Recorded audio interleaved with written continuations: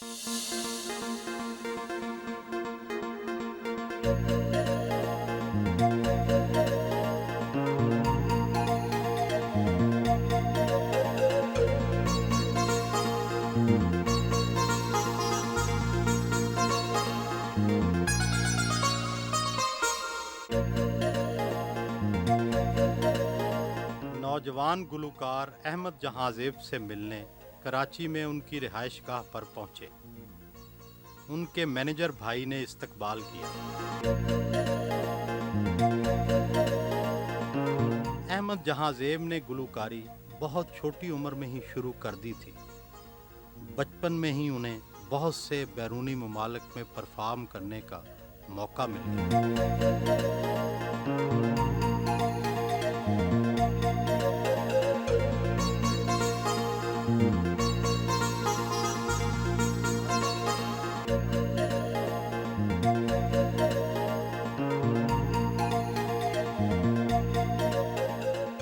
क्या लंबे बाल, मुनफरिद तराश खराश और शोख लिबास आर्टिस्ट की शोहरत में मदद देते हैं? डेफिनेटली ये पार्ट ऑफ एक पर्सनालिटी का एक हिस्सा है। मेरे केस में लंबे बाल ही मेरी आइडेंटिटी बन के रह गई। बहुत सारे लोग इसके ख़िलाफ़ हैं और थे कि लंबे बाल सूट नहीं करते या नहीं होना चाहिए, बट जिस कैरेक्टर ने मुझे आज जो कुछ भी हूँ बनाया है वो था लैला मजनू। तो मैं मजनू का कैरेक्टर प्ले कर रहा था। पहला गाना आया एक बार कहो, उसके बाद कहो एक दिन में, वही लंबे बाल स्टाइल, तो वो एक आईडी बन के रह गई। और तो अक्सर अमूमन लोग ये सोचते हैं कि शायद लंबे बाल और ये सब चीज़ों करने से एक आर्टिस्ट बन जाए। नहीं, तो ये पूरा एक पैकेज होता है कि आप ऊपर से लेकर नीचे तक क्या देखते हैं। प्लस ये कि अगर आवाज़ मेरी नहीं होती तो चाहे कितने ही लंबे बाल होते वो अफेक्ट नहीं करता।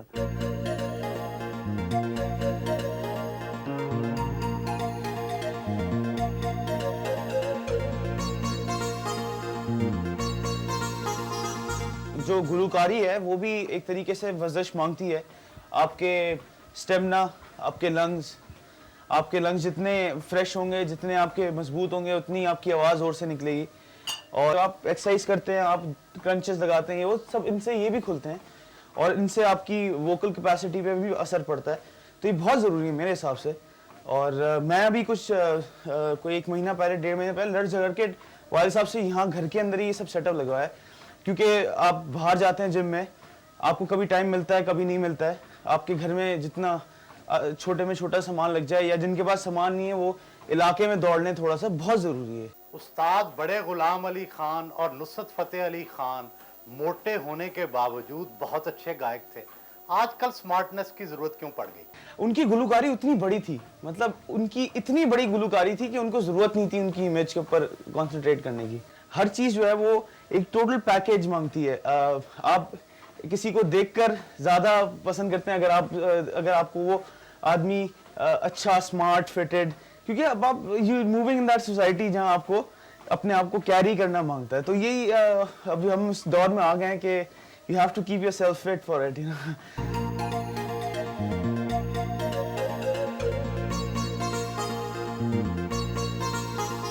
आप काफी बूढ़ी मशहूर हैं, क्या खाने का इंतखाब भी मिजाज के हवाले से करते हैं? मैं घर में दरअसल सबसे ज़्यादा लाड प्यार में पला बड़ा हूँ, ये आपको अंदाज़ा हो जाएगा। मगर खाना एक ऐसी चीज़ है कि जिसमें कोई कॉम्प्रोमाइज़ मैं करता कभी भी नहीं हूँ। कोई वो नहीं है कि पर्टिकुलरली मैं ये खाता हूँ या वो खाता हूँ, खाता सब कुछ हूँ। मगर हाँ, मूड के ऊपर है। अगर जी चाहा तो सब्ज़ी, सिर्फ सब्ज़ी और कच्ची सब्ज़ी भी खा जाऊँगा नाश्ते में, खाने में। और अगर नहीं मूड हुआ तो फिर जब तक चिकन नहीं होगा टेबल के ऊपर नहीं खाऊंगा। बस एक आर्टिस्ट जो होता है ना, म्यूजिशियन कह ले या एक आर्टिस्ट होता है, वो थोड़ा सा मूडी हो जाता है वक्त के साथ साथ। मगर I adore food, I love food, और अल्लाह ताला की एक नेमत है। और हमारे घर में माशाल्लाह वालिद से लेकर और भाई तक सब खाना बना लेते हैं, मैं खुद बना लेता हूँ।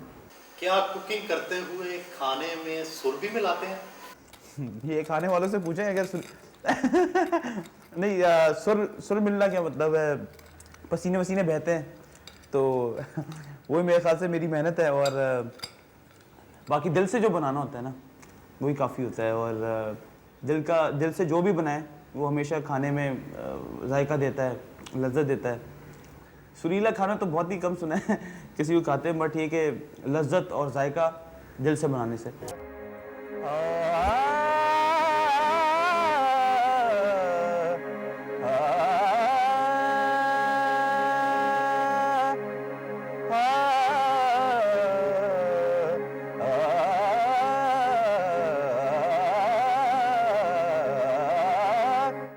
क्या आपने किसी उस्ताद से बाकायदा सीखा? बिल्कुल सीखा। मैं जिनका गंडाबंद शागिर्द हूँ वो हैं उस्ताद रईस खान साहब, सितार नवाज। मैं बेसिकली क्लासिकल सिंगर हूँ जिसकी एक क्लास अलग है। अब वो क्लास डिफाइन करूँ तो फिर वो उसकी डिटेल्स कुछ और हो जाती हैं। मगर ये कि अब हमारे यहाँ जनरेशन आहिस्ता आहिस्ता वाकिफ़ हो रही है, समझने की कोशिश करी कि यार एक्चुअली है क्या, क्यों लोग खमाज सुनते हैं, क्यों लोग एक बार कहो सुनते हैं, क्यों लोग कहो एक दिन सुनते हैं। अगर मैं आपको इनकी डिटेल बताऊं कि मेरा गाना जो है वो राग पीलू में है। कोई साजन हो कोई प्यारा हो जब जीवन, अब ये इसके ना पीलू के सुर है, पूरा पीलू राग नहीं है मगर पीलू के सुर हैं। मगर अगर मैं जनरेशन को ये बताऊं कि यार मैं एक राग पीलू गा रहा हूँ, जरा सुनिए, तो वो शायद भागने की कोशिश करेंगे। और बेशक पॉप सुने, बेशक रॉक सुने, मगर ये चीज़ें ज़िंदगी भर लॉन्ग लास्टिंग नहीं है। तो जस्ट प्रमोट क्लासिकल, यही कहना चाहता हूँ।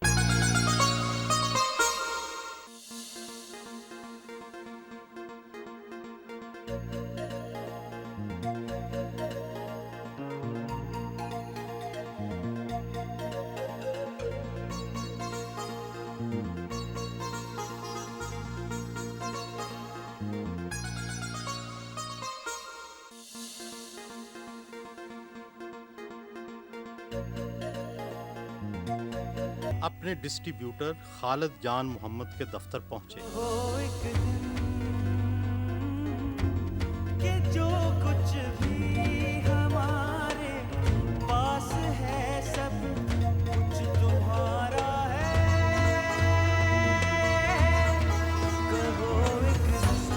आइंदा म्यूजिक शो के ड्रेस के इंतखाब के लिए डिजाइनर मुनीब नवाज के पास आए।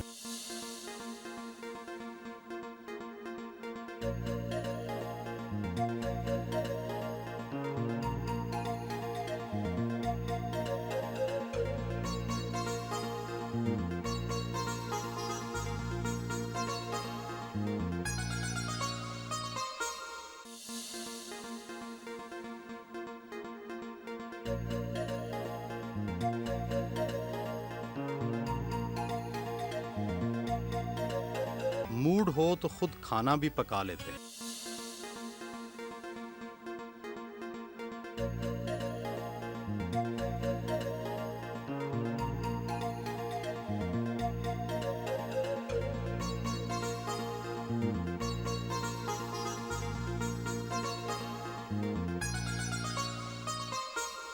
अहमद जहां ज़ेब घर हों तो सब मिलकर खाना खाते।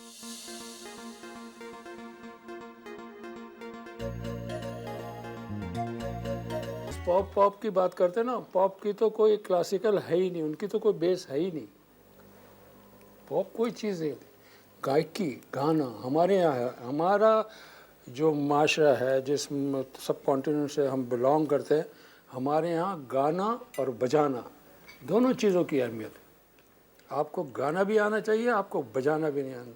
यहाँ क्या होता है, गा कुछ और रहते हैं, इनके पीछे कुछ बजा और कुछ रहा होता है। मेरे लिए तो अभी ये बहुत बच्चा है, सीख रहा है, और इंशाल्लाह ये सीखता रहेगा। हम अभी कहते हैं कि अभी बेटा तुम्हारी सीखने की उम्र है। और मैं आपके ज़रिए से ये भी कहना चाहता हूँ कि किसी मकाम पे भी आदमी ये ना सोचे कि मुझे बहुत इल्म की तो कोई लिमिट है ही नहीं। आजकल नौजवान गुलकारों की तवज्जो शायरी की बजाय साजो आवाज़ पर होती है। आप अपने लिए शायरी का इंतखाब कैसे करते हैं? ये सिर्फ वही आर्टिस्ट और वही सिंगर करते हैं जिनको पता है कि उनकी आवाज़ में वो पावर नहीं है या वो फील नहीं है कि वो अपनी आवाज़ को आगे रख सकें, तो इसलिए म्यूज़िक का ज़्यादा वो साथ लेते हैं।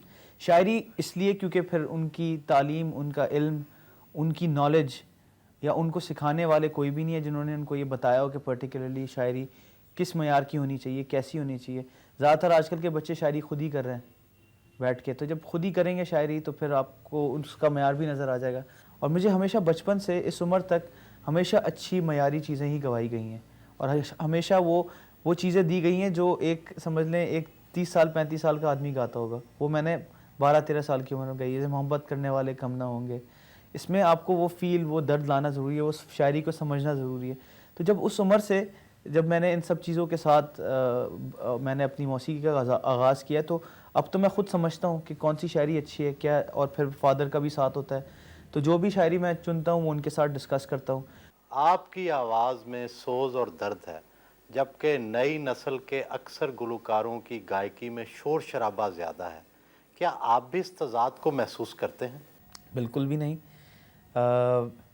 सोज और दर्द बेशक है, मगर ये चीज़ें भी कुछ चीज़ों से रिलेट करती हैं कि मेलोडियस म्यूज़िक या सॉफ्ट म्यूज़िक को आप सोज और दर्द का नाम दें, तो मेरे हिसाब से ये नहीं। मैं बेसिकली फ़ोकस ये होता है कि मेलोडियस चीज़ गाऊँ जो कानों को अच्छी लगे।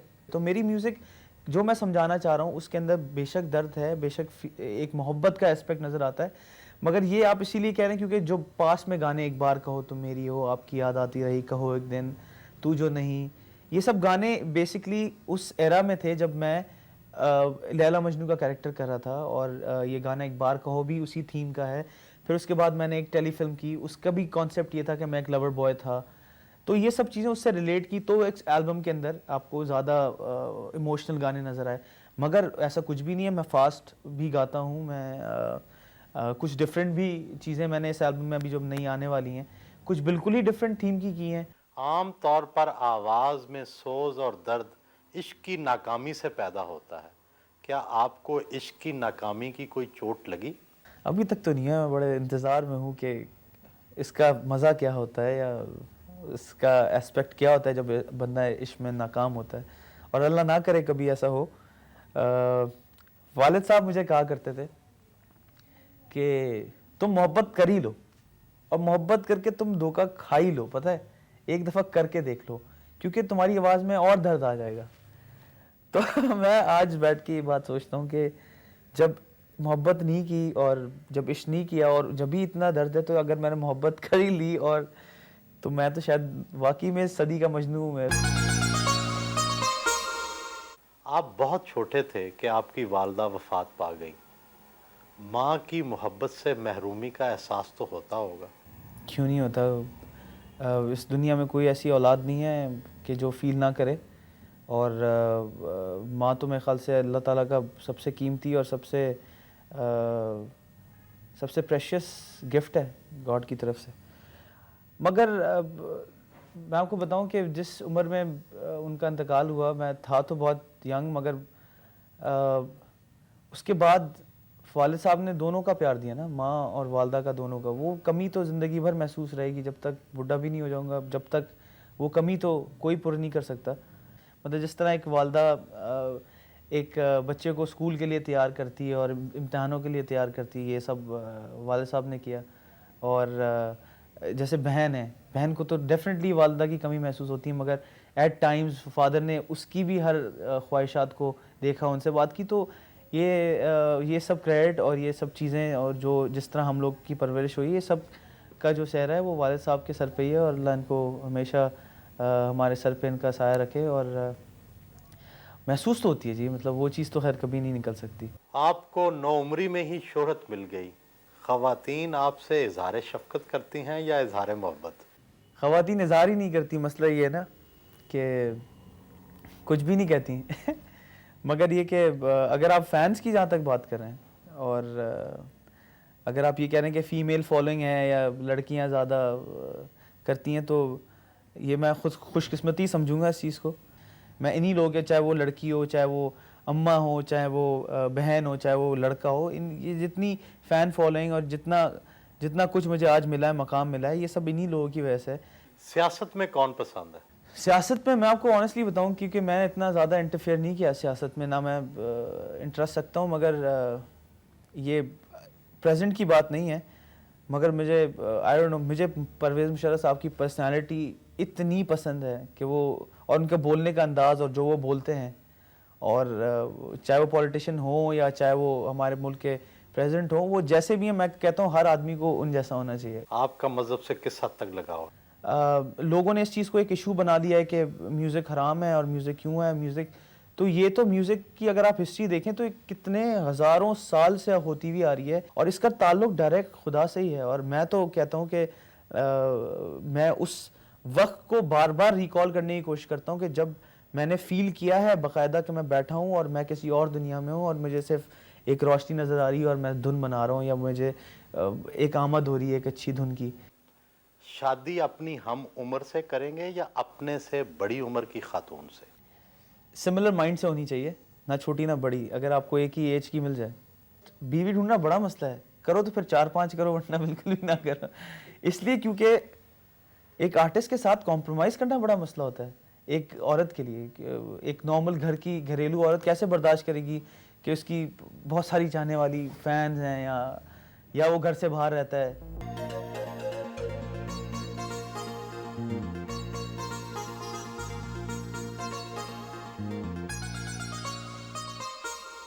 इन्हें जानवरों से ख़ुसूसी मोहब्बत है। पालतू कुत्ते, परिंदे और तोते हर तरफ नजर आते हैं।